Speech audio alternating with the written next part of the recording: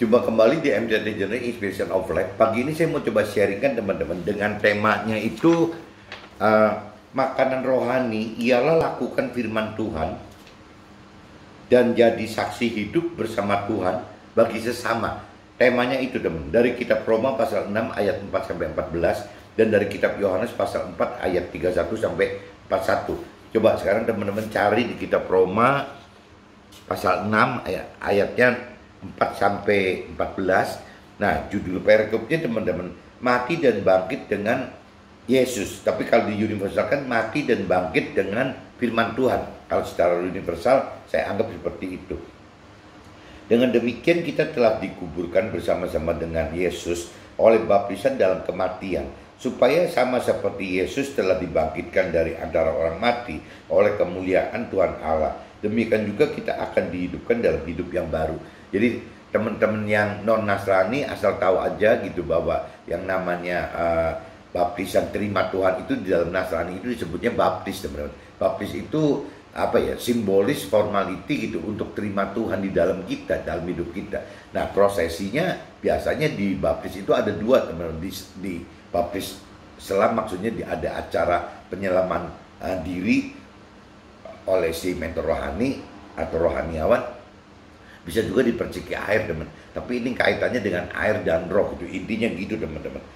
Nah, sebab jika kita telah menjadi satu dengan apa yang sama dengan kematiannya, kita juga akan menjadi satu dengan apa yang sama dengan kebangkitannya. Jadi kalau dimakna di ayat 5 itu seolah-olah waktu kita dibaptis selam itu, teman-teman, kena air itu ya kita dimatikan, manusia lama kita dimatikan, dan waktu keluar dari air seolah kesannya prosesnya dibangkitkan dengan roh Tuhan gitu, bersama roh Tuhan gitu.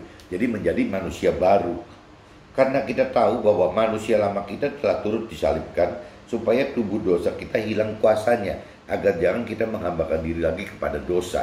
Sebab siapa yang telah mati, ia telah bebas dari dosa. Jadi intinya orang Nasrani dengan pola-pola seperti itu, teman-teman, ditenggelamkan itu berarti mati manusia lamanya, berarti dengan dosa-dosanya, teman-teman. Jadi waktu hidup baru lagi, ya sudah tidak boleh dengan dosa lagi gitu. Sebab siapa yang telah mati, ia telah bebas dari dosa. Jadi jika kita telah mati dengan Yesus, kita percaya bahwa kita akan hidup juga dengan Dia gitu. Karena kita tahu bahwa Yesus sesudah Ia bangkit dari antara orang mati, tidak mati lagi, maut tidak berkuasa lagi atas Dia. Sebab kematiannya adalah kematian terhadap dosa satu kali dan untuk selama-lamanya, dan kehidupannya adalah kehidupan bagi Allah, bagi Tuhan Allah gitu. Demikianlah hendaknya kamu memandangnya bahwa kamu telah mati bagi dosa, tetapi kamu hidup bagi Allah dalam firman Tuhan itu, dengan cara-cara firman Tuhan itu gitu. Sebab itu hendaklah dosa jangan berkuasa lagi di dalam tubuh kita yang fana, supaya kita jangan lagi menuruti keinginannya. Jadi kita kalau sudah bicara lahir baru, ya berarti meninggalkan nafsu-nafsu duniawi kita yang lebih dulu sebagai manusia lama, teman-teman. Dan janganlah kita menyerahkan anggota-anggota tubuh kita kepada dosa untuk dipakai sebagai senjata kelaliman. Tetapi serahkanlah diri kita kepada Tuhan Allah sebagai orang-orang yang dahulu mati, tetapi yang sekarang hidup. Dan serahkanlah anggota-anggota tubuh kita kepada Tuhan Allah untuk menjadi senjata janda kebenarannya. Sebab kamu tidak akan dikuasai oleh dosa, karena kamu tidak berada di bawah hukum Taurat, tetapi di bawah kasih karunia. Nah, ini kalau kita simak, teman-teman, simak pada ayat 13, teman-teman. Dikatakan di sini, dan serahkanlah anggota-anggota tubuh kita kepada Allah untuk menjadi senjata-senjata kebenarannya. Nah, apa gitu, teman? Apa yang kita mesti serahkan kepada Allah gitu. Jadi ini di sini dikatakan bahwa ya kita tidak bisa ceritanya hidup dengan gaya manusia lama kita. Kalau kita mau berubah menjadi manusia baru, ya apa gitu, apa? Kalau di temanya dikatakan kan makanan rohani adalah ya istilahnya selain melakukan firman, yang menjadi saksi gitu. Nah, ini kalau maksud saya, teman-teman, apabila kita lihat gitu ya di realita, di dunia, di kenyataan, di masyarakat juga gitu. Di situ kan kita beragama dalam arti kata ya kita dimentor oleh rohaniawan atau seorang mentor rohani, teman-teman. Terus kalau kita nyimak lebih jauh lagi, seorang rohaniawan atau mentor rohani biasanya kalau sudah mengajarkan teori-teori rohani, teman-teman, si rohaniawan atau mentor rohani itu kan tidak punya peluang banyak untuk jadi menjalani kehidupan yang nyata di dalam dunia itu, teman-teman. Nah, jadi lebih baik dia fokus, lebih banyak dia fokus, mereka fokus ke urusan teori-teori rohaninya, teman-teman. Nah, kita yang diajar gitu, yang diajar oleh mentor rohani atau rohaniawan secara teoritis, sama saja, teman-teman. Kita juga tidak punya peluang banyak untuk belajar gitu sebanyak si rohaniawan atau mentor rohani. Jadi akhirnya kita juga tidak terlalu mengenal teori-teori rohani, teman-teman. Nah, ini jadi dua-duanya kalau saya lihat itu jadi bisa jadi saling kejebak, teman-teman.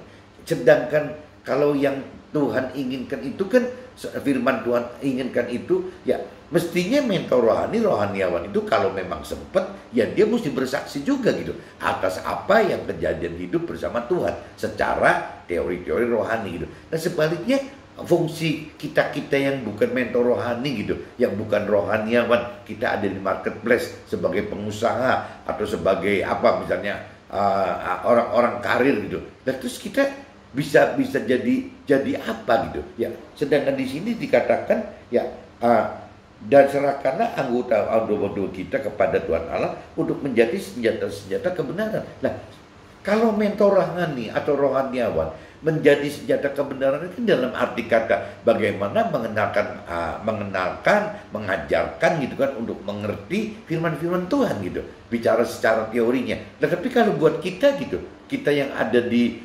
marketplace, ya ada di dunia yang umum, di sekuler gitu, lah kita kan berarti tidak bisa mengajarkan, teman, karena keterbatasan kita mengenai teori-teori rohani gitu. Nah, mau nggak mau kan berarti Tuhan katakan ya bersaksi gitu. Kita harus bersaksi gitu. Bersaksi bagaimana kita menyaksikan hidup kita di dalam bersama Tuhan gitu, yang terkait dengan firman Tuhan. Nah, ini nanti saya coba lebih detailnya jelaskan di draft, teman-teman. Tapi sebelum itu coba kita cross dengan kitab Yohanes, teman-teman. Kitab Yohanes, teman-teman baca kitab Yohanes, pasal 4, teman-teman. Ayatnya 31 sampai 41. Kitab Yohanes 4 pasalnya 31 sampai 41, teman-teman. Kitab Yohanes 4 pasal 31. Coba saya kasih kode dulu supaya bacanya nggak bingung. 31 sampai ke 41, teman-teman. Oke.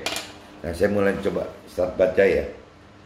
Sementara itu murid-muridnya mengajak dia, katanya, "Rabi, makanlah." Akan tetapi Yesus berkata kepada mereka, padaku ada makanan yang tidak kamu kenal gitu. Yesus mulai mengatakan seperti itu gitu.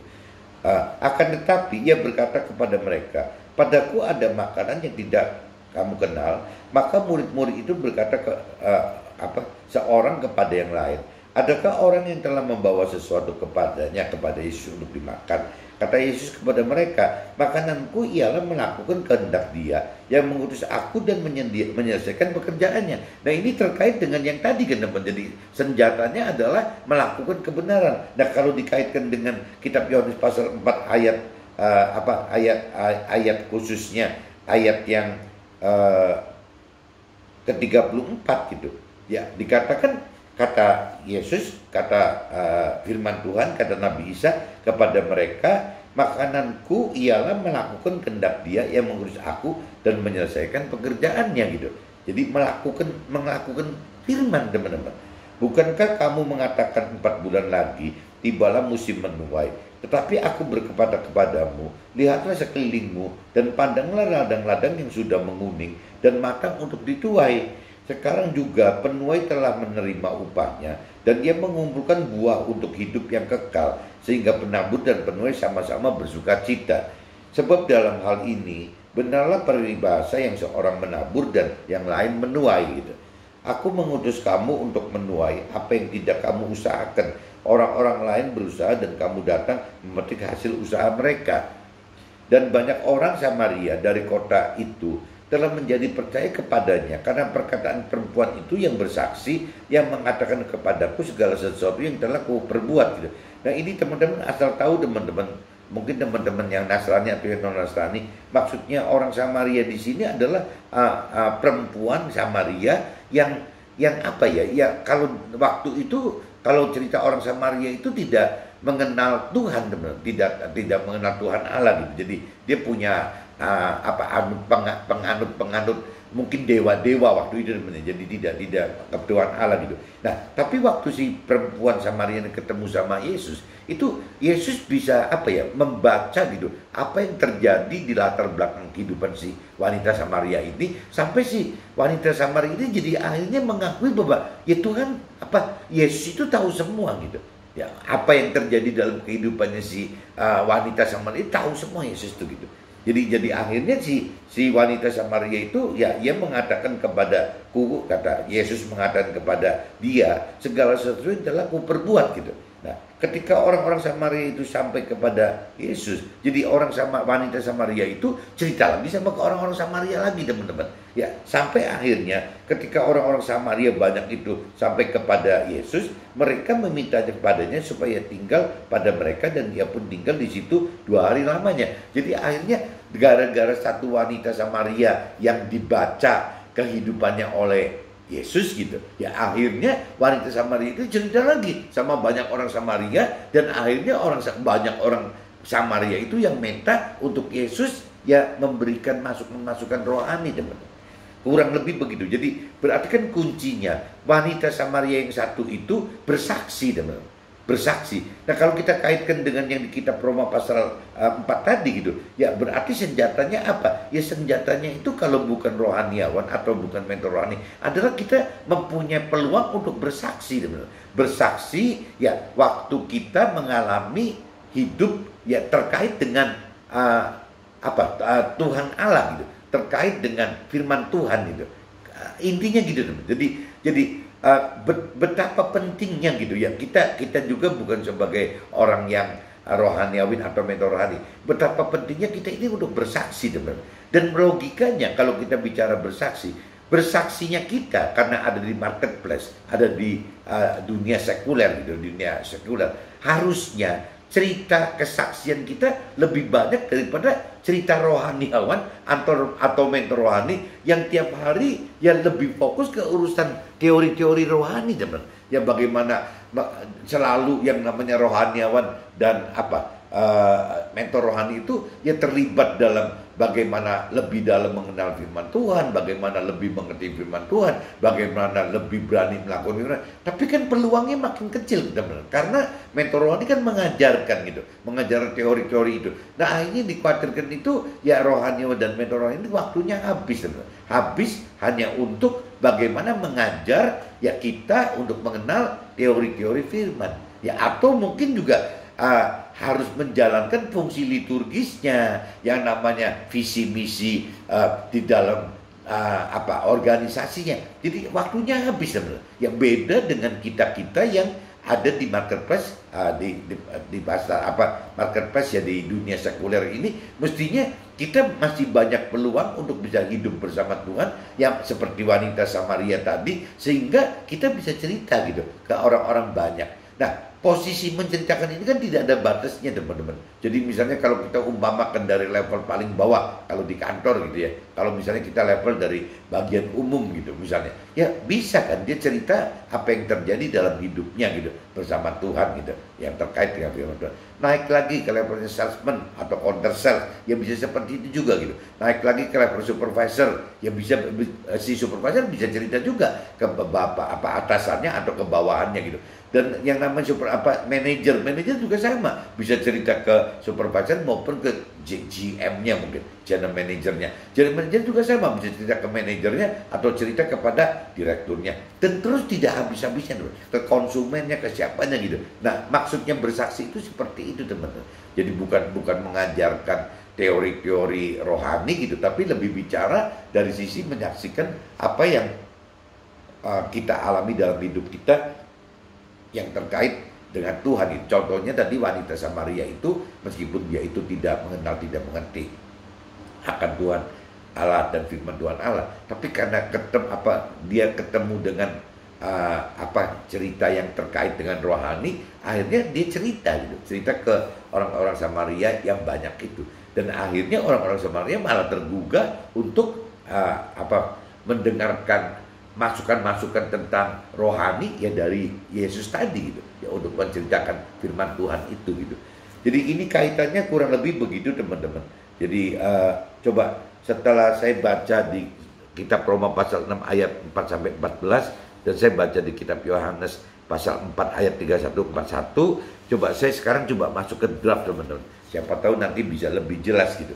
Jadi kembali lagi yang hari ini, pagi ini saya mau sharingkan itu adalah temanya gitu. Jadi makanan rohani, nah ini yang mesti teman-teman tahu bahwa makanan rohani ialah lakukan firman Tuhan. Jadi bukan makanan rohani itu seperti makanan yang berupa jasmani. Makanan rohani itu adalah ya bagaimana melakukan firman Tuhan dan juga menjadi saksi hidup bersama Tuhan bagi sesama kita gitu. Itu namanya makanan rohani teman-teman. Nah ini kitab Matius teman-teman, kalau kita baca di kitab Matius pasal 5 ayat 19 gitu. Karena itu siapa yang meniadakan salah satu perintah hukum Taurat sekalipun paling kecil dan mengajarkannya demikian kepada orang lain gitu, ia akan menduduki tempat paling rendah dalam kerajaan surga gitu. Tetapi siapa yang melakukan dan mengajarkan segala perintah hukum Taurat, dia akan menduduki tempat yang tinggi di dalam kerajaan surga. Bukan sebagai warga surga, tapi sebagai timnya Tuhan di dalam kerajaan surga, teman. Jadi di sini di kitab Matius 5 itu dijelaskan begitu, teman-teman, bahwa apabila kita kalau kita tidak melakukan firman Tuhan, kan berarti kan kaitannya tadi kan berarti ya ia akan menduduki tempat paling rendah di dalam kerajaan surga kalau tidak melakukan, teman-teman. Tapi apabila melakukan firman Tuhan, ya dia akan masuk ke dalam surga, teman-teman. Tapi dalam posisi yang tidak tertinggi di dalam surga. Tapi sebaliknya kalau dia mengajarkan akan firman Tuhan, ya dia akan masuk dalam surga dan akan duduk di posisi yang tertinggi. Nah kalau kita petakin secara Nasrani gitu, yaitu jadi di dalam surga itu ada dua kelompok, teman-teman. Ada kelompok yang sebagai warga surga dan ada lagi satu kelompok sebagai tim kerajaan surga gitu. Nah ini maksudnya kalau melakukan firman Tuhan, ya kita punya potensi untuk masuk ke dalam surga. Kalau tidak melakukan firman Tuhan kan tadi yang dikonsekuensinya kan jadi bisa masuk neraka tuh teman-teman, di tempat yang paling kalau tidak di surga di tempat yang paling rendah, ya bisa kalau nggak hati-hati malah masuk neraka gitu. Tapi kalau kita melakukan firman Tuhan, ya kita akan bisa masuk ke dalam surga gitu. Tapi bukan sebagai tim kerajaan surga bersama Tuhan gitu teman-teman. Jadi ini dicantumkan begitu, kita butuh melakukan dan mengajarkan teman-teman. Nah jika menyimak ayat firman di atas, maka jelas kita pada awalnya harus melakukan firman Tuhan gitu. Jadi waktu awal-awal kita itu tadinya kan mungkin dari start tidak mengenal Tuhan dan firman Tuhan, ya berarti kita mesti teruskan mau mengenal akan Tuhan dan firman Tuhan. Setelah kita mengenal firman Tuhan, kita juga kadang-kadang tidak mengerti, teman. Ya arti dari maksud firman Tuhan ini bagaimana? Nah akhirnya kita mesti nyari kemampuan untuk mampu mengerti firman Tuhan. Nah kalau waktu kita mampu mengerti firman Tuhan, itu mau gak mau, teman, pasti harus melibatkan roh Tuhan. Jadi firman Tuhan dan harus ada roh Tuhan yang memberikan pengenalan pengertian dari pikiran, perasaan dan kehendak Tuhan gitu. Nah akhirnya kita mulai mampu mengerti, teman. Oh bahwa pengennya si firman ini seperti ini gitu. Nah setelah kita udah mengerti, teman-teman, kita juga harus mampu melakukan firman Tuhan. Nah waktu melakukan firman Tuhan sama, teman-teman. Kalau tidak bisa menghidupkan roh Tuhan di dalam hidup kita tidak akan mampu, teman-teman. Karena melakukan firman Tuhan itu bukan hal mudah. Banyak sekali tentangan dari dunia, teman-teman. Makanya kalau kita bicara mau melakukan firman Tuhan, ya kita harus menyangkal diri dan memikul salib, mengikul beban yang waktu kita menyangkal diri tadi, teman. Kenapa kita menyangkal diri? Ya karena apa yang kita sebut sangkal diri itu pasti berbeda, teman-teman, dengan apa yang dirancangkan dan dikehendaki oleh dunia. Apa yang dipikirkan, dirasakan, dikehendaki oleh dunia gitu. Jadi beda sekali, teman. Nah otomatis kita akan mengalami penderitaan, teman. Jadi waktu kita menyangkal diri, kita akan mengalami penderitaan. Waktu kita istilahnya melakukan firman Tuhan, ya berarti kita pasti akan mengalami beban penderitaan, teman. Karena beda dengan pola-pola duniawi tadi gitu. Nah, ini maksudnya gitu, teman-teman. Jadi apa sih, kalau kita bicara untuk awal-awalnya kan berarti urutannya kan dari mulai mengenal, mampu mengerti, dan mampu melakukan firman Tuhan. Tapi kalau kita bicara kita mau lanjut lagi gitu, yang seperti Tuhan atau firman Tuhan inginkan, ya tetapi tidak cukup melakukan saja, ya harus lanjut untuk mengajarkan firman. Ya itu konsep jadi kalau kita sudah bicara, kita misalnya melakukan firman, kita kan dapatkan input teori-teori rohani gitu, teman-teman. Ya dari rohaniawan atau dari mentor rohani kita gitu. Pasti kan begitu. Nah, berarti kitanya, teman-teman, sebagai pelaku firman, kita kan menjadi konsumennya si rohaniawan dan mentor rohani gitu. Nah, itu tidak cukup begitu, teman-teman. Firman Tuhan inginkan bahwa kita ini menjadi produsen firman gitu. Nah, produsen firman ya seperti contohnya rohaniawan atau mentor rohani, dia menjadi produsen firman, memberi input kepada kita gitu. Ya, sebagai pengusaha atau orang karir. Nah, kitanya gitu sebagai pengusaha dan orang karir di marketplace, di dunia sekuler. Nah, kapan bisa menjadi produsennya gitu. Nah, Tuhan tuh pengen banget kita juga begitu, teman-teman. Ya, bagaimana memberitakan kebenaran firman Tuhan bukan dengan cara seperti rohaniawan atau mentor rohani. Ya, kita bicara seperti itu harusnya minimal bisa seperti wanita Samaria yang tidak mengenal, tidak mengenal dan tidak percaya Tuhan. Wanita Samaria kan seperti itu, teman-teman. Kalau kita kan masih lumayan, masih kalau ditanya kita percaya Tuhan enggak, pasti jawabnya percaya. Kita kenal firman enggak, kayaknya kita tahu ya, meskipun kita tidak mendalami. Tapi kan yang benar itu kan percaya Tuhan itu kan memang dasarnya harus benar-benar dari pengenalan akan firman Tuhan dong. Begitupun urusan firman itu, ya benar-benar bukan pakai ukuran jiwa kita berupa pikiran, perasaan, kehendak kita, tapi benar-benar pakai ukurannya adalah pengenalan akan firman Tuhan itu dari jiwa Tuhan itu, dari pikiran, perasaan, kehendak Tuhan.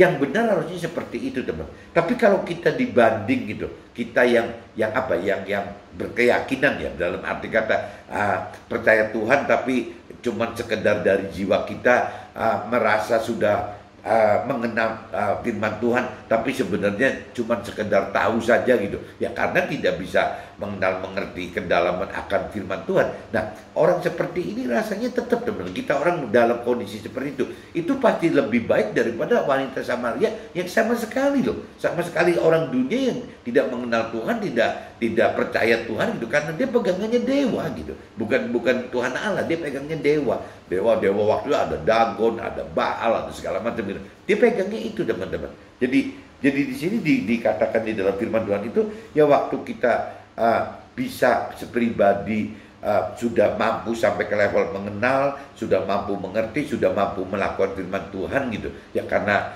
balik lagi sudah hidup bersama Roh Tuhan. Maksudnya Tuhan tidak cukup begitu, teman-teman. Jadi kita kalau mau lebih lagi untuk tidak cuma masuk ke dalam sorga saja, tapi kita juga pengen di posisi lebih tinggi untuk bisa masuk ke dalam tim kerajaan sorga bersama Tuhan, ya kita mesti mengajarkan gitu. Nah, cuman kembali lagi bentuk pengajarannya itu kan beda dengan rohaniawan atau mentor rohani, teman. Karena kita tidak dididik untuk bicara teori rohani. Terus apa gitu ya? Apa yang kita mesti beritakan? Nah, yang tadi dikatakan di firman wanita Samaria itu ya seperti itu. Bagaimana wanita Samaria itu cerita, bersaksi kepada wanita atau orang-orang Samaria yang lain gitu. Banyak sekali orang Samaria yang mendengar ceritanya, kesaksian dari si wanita Samaria yang ketemu dengan Yesus tadi. Nah, akhirnya orang Samaria yang banyak ini minta kepada Yesus untuk bisa memberikan input gitu, input soal firman Tuhan gitu. Nah, itu namanya kan wanita Samaria bersaksi tuh. Nah, masa sih kita nggak bisa gitu ya, meskipun kita dalam kondisi yang belum sempurna gitu. Tapi kan kalau bicara bersaksi itu kan ya kita cerita yang tadi dikatakan. Kalau memang kita levelnya ada di ibu rumah tangga, ya kita cerita cerita sama ibu-ibu rumah tangga gitu. Kalau kita misalnya menjadi supirnya Gojek, ya kita cerita gitu, atau Grab gitu ya, kita cerita di sesama-sama anggotanya Grab atau Gojek gitu. Kalau kita bicara ada di dalam perusahaan, ya kita cerita yang mau ke atas kita, ke bawaan kita gitu, atau barang-barang di sekitaran kita, ya harus cerita seperti itu teman. Kalau kita menjadi ibu rumah tangga, ya cerita gitu sama anaknya, sama suaminya gitu, sama sesama ibu rumah tangga. Ya intinya gitu teman. Jadi kita tidak bisa tidak bersaksi gitu. Nah waktu kita bersaksi itu dari kacamata Tuhan, dari kacamata firman Tuhan, itu namanya sudah menjadi senjata kebenarannya Tuhan Allah teman-teman. Seperti yang tadi di kitab Roma pasal 6 ayat 4 sampai 14 menghendaki gitu. Kita menjadi senjatanya itu Tuhan Allah. Nah adapun dari sisi kita sudah bisa bersaksi seperti itu, bersaksi hidup bersama Tuhan dan terkait dengan firman Tuhan, ya itu berarti kita sudah melakukan apa, kita sudah memberikan rohani kita makanan teman. Karena makanan itu yang tadi berarti bagaimana ceritanya melakukan firman Tuhan bagi diri kita sendiri, dan sekaligus juga ya bagaimana menjadi saksi untuk orang lain. Kalau cerita kita levelnya tadi cerita Nabi Abraham tadi gitu, ya Nabi Abraham melakukan firman Tuhan itu dampaknya ke siapa? Ya ke istrinya, kan ke Sarah gitu. Ya itu kan berdampak gitu. Jadi Sarahnya secara nyata juga jadi awet muda, jadi tetap cakep gitu. Ya sampai umur 60 aja masih ditaksir sama raja atau sama Firaun gitu. Sampai masih begitu teman.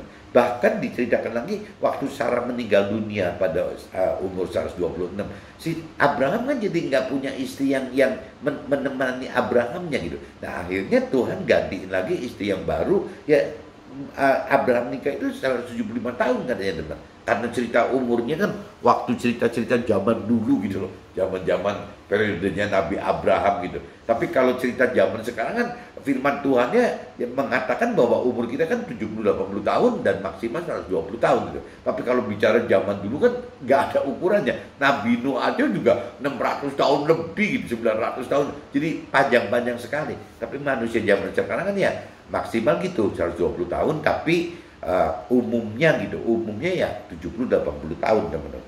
Jadi ini mudah-mudahan bisa lebih jelas teman-teman ya.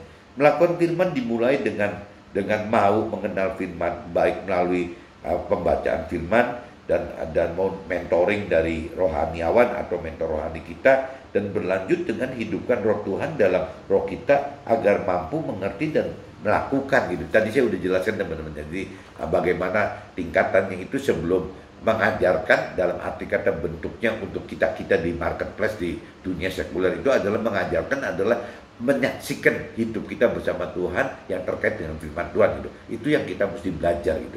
Nah, tapi sebelum itu kan saya tadi udah jelasin ya, kita harus bisa mau mengenal dulu, kita harus mampu mengerti bersama roh Tuhan, kita juga mampu melakukan firman Tuhan. Nah setelah ini dilakukan baru teman-teman kita melangkah lebih lanjut lagi untuk bagaimana mengajarkan firman Tuhan dalam bentuk yaitu memberikan kesaksian seperti wanita Samaria tadi teman-teman.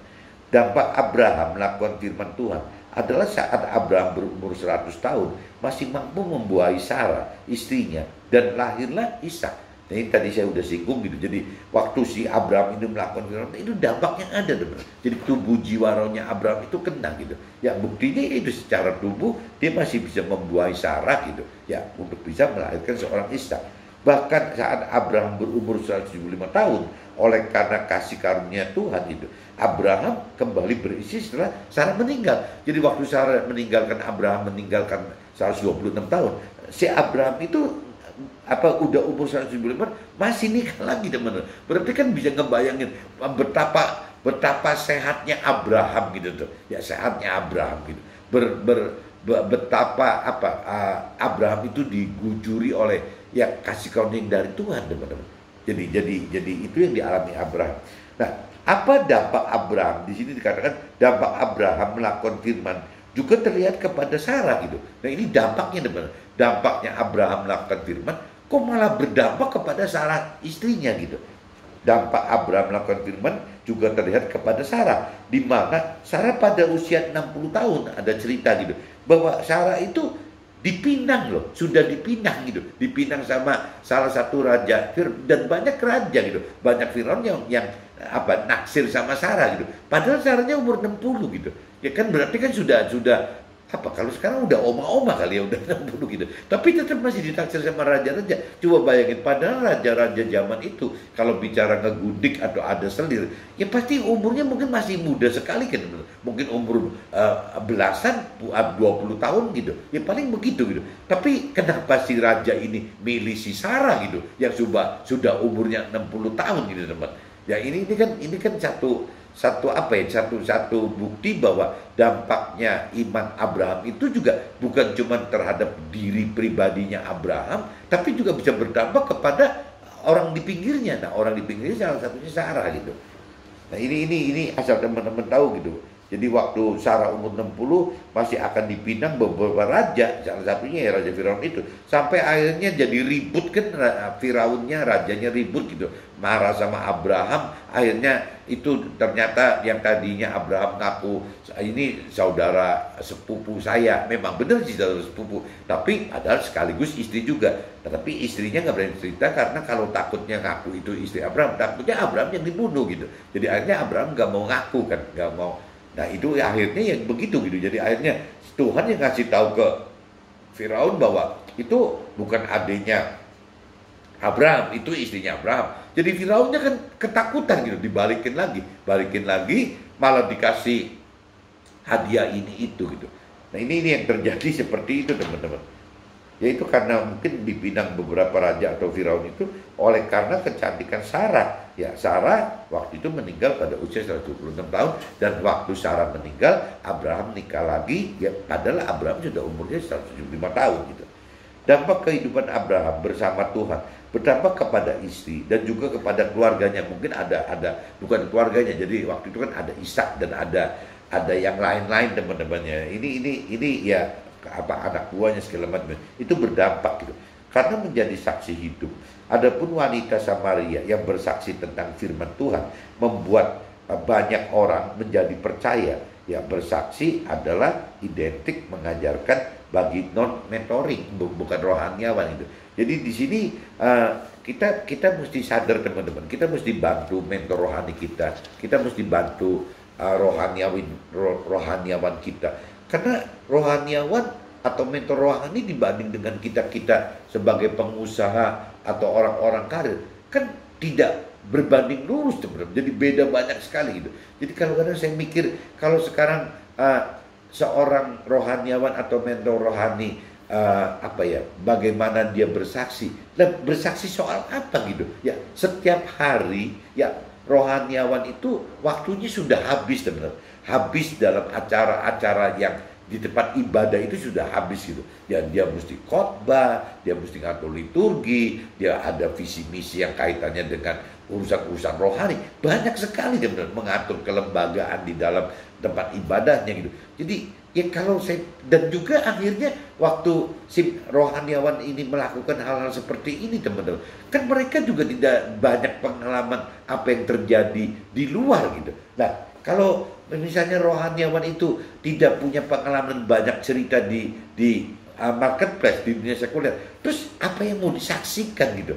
Rasanya susah loh seorang rohaniawan menyaksikan akan kehidupan sehari-harinya. Hampir tidak ada ceritanya teman-teman. Karena sehari-hari dia habis untuk mengajarkan teori-teori rohani dan juga untuk melakukan liturgi di tempat ibadahnya itu gitu. Rasanya nggak mungkin keburu gitu. Paling pol-polnya dia bantu dari urusan visi misi rohani, mungkin aktiviti sosial, mungkin ini itu gitu. Paling seperti itu gitu. Nah, kalau kita menyadari ini teman-teman, bukannya itu tugasnya kita yang di marketplace, bukannya yang di dunia sekuler ini gitu. Ya, itu tugasnya kita. Kalau seandainya kita mengaca diri gitu, seorang wanita Samaria yang tidak percaya Tuhan dan tidak mengenal Tuhan Allah saja bisa menjadi saksi untuk Ya orang-orang Samaria juga gitu loh. Nah, kenapa kita tidak bisa, teman-teman? Kenapa kita tidak bisa? Harusnya menurut saya ya kita kalau mau menjadi senjata-senjata Tuhan Allah, ya tadi teman-teman, kita nggak bisa ngomong bahwa karena kita bukan rohaniawan atau kita bukan mentor rohani, berarti bukan tugasnya kita loh yang untuk memberitakan kebenaran firman Tuhan. Ya akhirnya kita tidak jadi apa ya? Jadi impoten gitu, tidak menjadi senjata-senjata Tuhan Allah. Nah kalau kita mau menjadi senjata Tuhan Allah, ada jalan seperti tadi teman-teman. Kita bagaimana mengajarkan orang itu dalam bentuk bukan mengajarkan teori rohani seperti rohaniawan atau mentor rohani, tapi kita mengajarkan firman Tuhan itu dalam bentuk memberikan kesaksian teman-teman. Jadi melakukan firman Tuhan itu jelas harus kita melakukan firman Tuhan dulu gitu. Pribadi kita melakukan firman Tuhan dulu seperti Abraham tadi kan. Nah akhirnya waktu kita melakukan firman Tuhan, kita menjadi saksi-saksi hidup orang-orang di pinggir kita. Nah tinggal kalau cerita Nabi Abraham kan sifatnya lebih terkungkung di dalam keluarga Nabi Abraham gitu. Paling yang berdampak Sarah istrinya atau mungkin pegawai-pegawainya Abraham gitu, staf dan karyawannya Abraham yang berdampak seperti itu. Tapi kalau kita bicara yang namanya wanita Samaria itu kan imannya, pengenalan pengertian akan Tuhan itu kan jauh lebih kecil daripada Abraham. Tapi karena dia bicara tidak cuma di dalam lingkup keluarga, akhirnya dia ceritakan ke semua orang-orang banyak yang di Samaria itu gitu. Nah ujungnya apa? Lebih banyak orang loh, lebih banyak orang yang punya peluang bertobat ikut Tuhan Allah, ya meninggalkan adat istiadat dan tradisi lama dia yang menyembah dewa-dewa tadi, ya kembali, ya bukan kembali, jadi mencari gitu, mencari perbaikan ya kepada ya Tuhan Allah tadi, firman Tuhan Allah tadi gitu. Nah ini kan kalau kita compare seperti Abraham dengan wanita Samaria ini kan jadi apa ya? Kalau Abraham itu kan benar-benar sudah di dalam Tuhan gitu, ya bersama Tuhan dari awal juga sudah begitu. Kalau wanita Samaria kan tidak teman-teman, tidak bersama Tuhan di dalam Tuhan gitu. Nah wanita Samaria saja bisa menjadi senjatanya Tuhan Allah gitu loh, ya bisa menjadi senjata Tuhan Allah dalam mengajarkan firman Tuhan berbentuk kesaksian hidup yang dialami bersama Tuhan. Dia ceritakan ke orang-orang Samaria yang banyak tadi gitu. Akhirnya banyak orang Samaria yang mencari kebenaran yang dari Yesus sampaikan dari Tuhan Allah tadi gitu. Nah akhirnya kan ini kan menjadi senjata Tuhan Allah kan, maksudnya gitu teman-teman. Jadi kembali lagi ya harusnya kita yang lebih dari wanita Samaria itu gitu. Kita sudah lebih punya peluang ada di dalam Tuhan, ya ada di dalam firman Tuhan itu. Ya mestinya kan kita sudah mengenal beneran pribadi Tuhan Allah. Peluang untuk mengenal pribadi Tuhan Allah itu di dalam kita lebih besar daripada wanita Samaria tadi.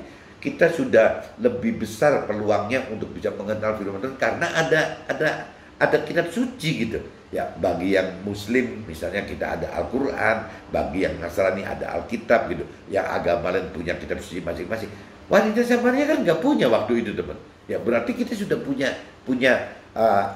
kita punya peluang untuk mengenal pribadi Tuhan Allah kita. Kita punya peluang untuk lebih mengerti firman Tuhan gitu, karena memang ada kitab suci. Dan tinggal urusannya kan kita tinggal mampu dan mampu mengerti gitu akan firman Tuhan dan mampu melakukan firman Tuhan. Nah itu kan nanti diajar gitu, waktu kita mengenal firman Tuhan nanti diajar ya bagaimana caranya mampu mengerti dan mampu melakukan firman Tuhan dengan cara yaitu menghidupkan roh Tuhan tadi teman-teman. Tuhan akan ajar kita bahwa di badan kita itu bukan cuma terdiri dari tubuh dan jiwa saja, tapi ada tubuh, jiwa, dan roh. Nah ini nanti kita udah tahu bahwa di kita itu ada unsur roh, ya, dan kita tahu bahwa ada roh Tuhan, ya berarti roh Tuhan itu akan masuk ke dalam roh kita gitu. Nah waktu roh Tuhan masuk ke dalam roh kita, ya otomatis ya kita jadi mampu mengerti dan mampu melakukan teman-teman. Harusnya makanya balik lagi kita ini punya potensi yang lebih gitu ya dibanding wanita Samaria. Tapi kalau wanita Samaria yang tidak punya potensi sebesar kita aja istilahnya bisa bersaksi untuk sesamanya orang Samaria lagi gitu. Nah apakah kita pernah bersaksi gitu ya? Jangan-jangan ada dua kemungkinan teman-teman. Tadi saya katakan ya, benarnya tugasnya kita yang di marketplace di dunia sekuler itu adalah membantu rohaniawan dan mentor rohani kita gitu ya, untuk ya mengajarkan dengan cara memberi kesaksian hidup kita bersama Tuhan di dalam firman Tuhan. Harusnya itu. Nah, kenapa itu tidak terjadi gitu? Ya, kenapa tidak terjadi di luar mentor rohani dan rohaniawan di kita-kita gitu maksudnya, teman-teman. Sebagai pengusaha atau ibu istrinya keluarganya pengusaha, atau sebagai orang karir atau keluarganya orang karir gitu. Kenapa nggak terjadi gitu? Ya, kenapa tidak menjadi senjata kebenaran Tuhan Allah di dalam hidup kita? Ya karena salah persepsi, yang dianggapnya bahwa mengajarkan itu harus bentuknya teori-teori rohani, teman-teman. Nah, pagi ini saya coba pertajam bahwa firman katakan yaitu kita menjadikan senjata kebenaran Tuhan Allah itu bentuknya itu macam-macam, teman-teman. Kalau bicara rohaniawan dan mentor rohani mungkin lebih terarah memang mengajarkan teori-teori firman Tuhan gitu. Itu kalau bicara rohaniawan dan mentor rohani. Tapi buat kita bukan nggak ada beban, teman. Kita punya beban gitu untuk menjadi senjata-senjata Tuhan Allah itu adalah dengan cara mengajarkan firman dalam bentuk memberitakan kesaksian hidup kita bersama Tuhan gitu, teman. Kepada siapa? Kepada orang-orang yang di sekitar kita. Ya, kalau cerita ibu rumah tangga bisa ke anaknya, bisa ke pembantu rumah tangga. Bukan berarti istilahnya mengajak mereka, misalnya yang Nasrani narikin orang untuk gabung Nasrani, yang Islam mungkin narikin orang untuk gabung Islam. Bukan begitu loh. Yang kalau menurut saya yang penting itu ya sudah biarin aja gitu. Yang Nasrani yang bicara bagaimana orang-orang ini bisa mencari Tuhan Allahnya gitu. Ya seperti yang di Alkitab katakan itu gitu. Dan sebaliknya orang Muslim juga sama. Ya biarkan saja di Muslim gitu ya untuk mencari Tuhan Allah dari sisi Al-Qur'annya. Dan agama lain juga saya rasa sama gitu. Yang mesti dihati-hati oleh kita itu kan ya ujungnya gitu, ujungnya. Kitab suci kita itu berujung ke Tuhan Allah atau bukan gitu, teman. Saya khawatirnya kalau bukan berujung ke Tuhan Allah, takutnya jadi kayak cerita wanita Samaria tadi gitu, cerita zaman dulu gitu. Ya dia akan menyesal, makanya dia mendengarkan apa yang firman Tuhan katakan. Karena sebelumnya nggak ada gitu. Yang ada itu adalah ada istiadat tradisi yang dilakukan oleh orang Samaria zaman dulu ya seperti itu. Dan kalau kita korek gitu, kita korek ujungnya apa ya? Ujungnya dewa tadi, teman-teman. Bukan Tuhan Allah gitu. Nah, ini yang kita paling harus hati-hati itunya. Kalau selama berujungnya ke Tuhan Allah, saya pikir ya apa saja agama kan nggak apa-apa. Tuhan kan nggak ciptain agama gitu. Yang ciptain agama kan kita manusianya gitu. Kalau buat Tuhan sih, Tuhan ciptakan supaya kita ya selamat ngikutin Tuhan Allah. Cuma itu aja gitu.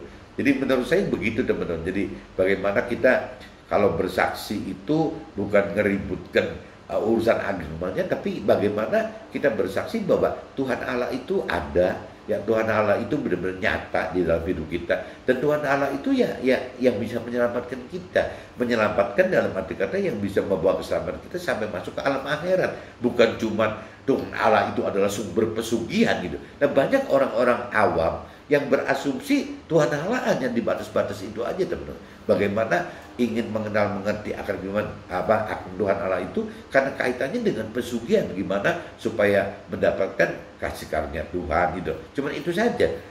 Padahal yang Tuhan Allah janjikan kan bukan itu. Yang Tuhan Allah janjikan itu adalah bagaimana mendapatkan keselamatan akhirat. Nah, adapun masalah sukses duniawi, kebahagiaan duniawi, ya cuma tambahannya kok. Yang dicari adalah bagaimana mengenal akan pribadi Tuhan Allah dan bagaimana mencari kebenaran firman Tuhan Allah. Untuk apa? Untuk mendapatkan keselamatan akhirat gitu. Nah, adapun manusia dunia kebalikan, bagaimana mati-matian untuk mencari kesuksesan duniawi dan kebahagiaan duniawi dulu gitu. Nanti kalau sudah mendapatkan sukses duniawi dan keselamatan kebahagiaan duniawi, baru akan mencari Tuhan Allah. Nah, Tuhan Allah ingatkan di firman yang lain, nggak mungkin gitu. Kalau orang sudah kejebak ke dalam kesuksesan duniawi dan kebahagiaan duniawi, ini udah merasa puas, udah merasa terjamin, udah merasa aman, untuk mencari Tuhan itu jadi kecil kemungkinannya, teman-teman. Dan Tuhan yang nggak mau itu seperti itu, teman-teman. Jadi kalau kita mau ya kita harus balik gitu. Kita harus percaya firman Tuhan yang mengatakan bahwa cari dahulu kerajaan Allah dan kebenarannya, berarti carilah Tuhan pribadi dan juga firman Tuhannya, baru yang lain-lain Tuhan tambahkan. Kalau yang lain-lain Tuhan tambahkan, berarti kalau asumsi saya yang nggak usah kita cari gitu. Tuhan udah tahu bahwa kita butuh itu, ya pasti nanti Tuhan akan tambahkan. Nah, waktu posisi seperti itu, teman-teman, kita jalankan firman ini gitu, rasanya hidup kita jadi aman, teman. Bagaimana mendapatkan keselamatan akhirat dengan apa? Jadi bukan kelimpahan duniawi, jadi yang kecukupan gitu. Karena orang benar, teman, orang yang sudah mengenal kebenaran Tuhan Allah, itu kalau menurut saya gitu, adalah orang yang apa? Jadi apa? Sebenarnya kalau secara duniawi bisa disebutnya kelimpahan gitu. Tapi kalau bicara dari sisi rohaninya, orang yang sudah mengenal mengerti akan kebenaran Tuhan Allah, itu seolah ya kecukupan di dalam kelimpahan gitu. Jadi meskipun dia berlimpah, tapi tetap hidupnya nggak bisa berlimpah gitu. Karena ada pengenalan pengertian firman Tuhan yang sudah berubah. Jadi meskipun dia realita duniawinya berkelimpahan, hidup orang-orang yang benar dalam Tuhan itu tetap merasa cukup, teman-teman. Tidak mau dilimpah-limpah gitu. Dan terus buat apa kelimpahannya gitu kan? Kalau bicara pengenalan pengertian firman Tuhan udah lebih dalam sekali, nggak ada kenal kelimpahan, teman. Tetap ujungnya adalah kecukupan gitu. Karena sudah pengertian tadi gitu. Dia tidak akan menggunakan kelimpahannya itu seperti orang-orang dunia pada umumnya. Dia tidak mungkin akan beli mobilnya yang nggak kira-kira banyak dan harganya nggak kayaknya nggak begitu. Rumah juga sama, cara hidup juga sama. Mungkin pakai ROG juga nggak usah harus merek yang bagaimana. Ini memang balik lagi, jadi dia sudah bicara kecukupan. Orang yang sudah mengalami kebenaran Tuhan adalah orang yang cukup di dalam kelimpahan. Nah, adapun sisa kelimpahannya, ya budget kelimpahannya, ya dimanfaatkan untuk menjadi, yaitu bagaimana memberitakan firman Tuhan menjadi senjata Tuhan Allah gitu, dengan cara memberikan firman Tuhan berwujud yang menjadi saksi gitu, saksi, jadi sebanyak mungkin orang, teman-teman. Jadi jangan-jangan Abraham, kalau cerita Nabi Abraham saya nggak ngeliat lebih dalam lagi, Nabi Abraham itu ya menjadi alat Tuhan, menjadi saksi di dalam keluarganya, dalam timnya Nabi Abraham. Tapi kalau bicara wanita Samaria aja udah ceritanya udah beda sekali, teman. Wanita Samaria itu sudah menjadi saksi, menjadi banyak orang di Samaria gitu, orang-orang Samaria. Nah, kita bagaimana gitu? Kita bagaimana? Jadi kita mesti sadar bahwa kalau bisa ya kita cepatnya menjadi saksi hidup. Nah, tinggal saksi hidup itu kita ngalamin Tuhan atau tidak. Nah, kalau kita tidak pernah ngalamin Tuhan, bagaimana kita bisa bicara kita punya saksi cerita seperti ini gitu? Kan nggak ada, teman-teman. Jadi kembali lagi kita mesti koreksi diri, secepatnya kita mesti mengenal, mengerti akan firman Tuhan, mampu mengerti dan mampu melakukan firman Tuhan, sehingga dari situ kita mengalami Tuhan. Nah, waktu kita mengalami Tuhan, kita bisa bersaksi dengan ya kehidupan kita bersama Tuhan, ya seperti ini, dan di firman Tuhannya ini. Nah, itu namanya bersaksi itu, teman.